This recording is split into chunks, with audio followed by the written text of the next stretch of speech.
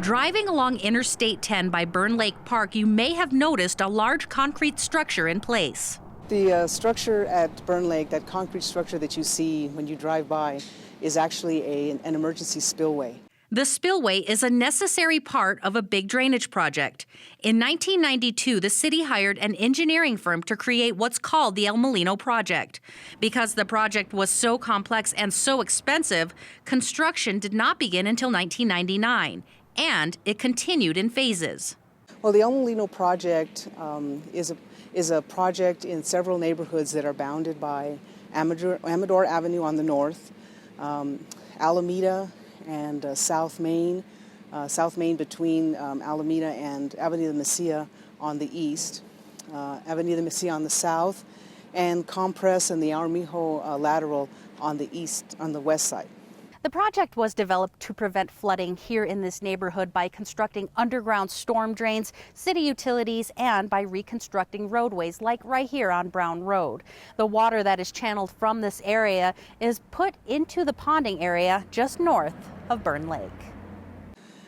In fact, when I started with the city, I would get called out several times to go talk with people about the drainage in that area. And the one thing that I noticed was that there were streets with no curb and gutter, nothing to contain the water and keep it from spilling into the adjacent properties. Reyes says that was 21 years ago. On this map, the water pools in the area labeled Phase 7, or it's colored in bright lime green. The water then spills over into Byrne Lake. She says the project could not address a 100-year storm, but it could tackle a 5 or 10-year storm, or consecutive storms, giving residents relief from flooding. Byrne Lake came into play, or comes into play, in the fact that would be at the end of the construction of all of these drainage structures. Byrne Lake provided a reservoir in which we could use as an emergency reservoir in the event that we got several storm events. The project may have taken several years, but after several days of heavy rain in October, El Molino was proven to be very successful. The evidence? Thousands of gallons of water filling up Byrne Lake, and this area may have other uses in the future.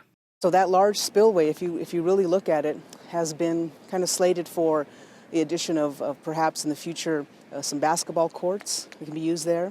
They would also like to use the El Molino Pond as a dual-use facility. It may be large enough to have some practice fields and things of that. In the bottom of it,